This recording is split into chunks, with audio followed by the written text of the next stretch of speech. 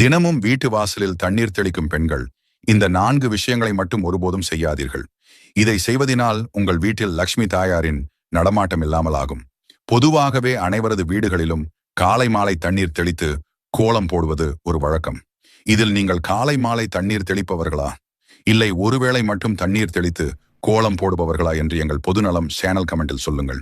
இதுபோல் நிறைய ஆன்மீக தகவல்களை பெற எங்கள் சேனலை சப்ஸ்கிரைப் செய்து உங்கள் நண்பர்களும் ஷேர் செய்யுங்கள். நம் வீட்டு வாசலில் மஞ்சள், சாணம், வெறும் தண்ணீர் என்று தெளிப்போம்.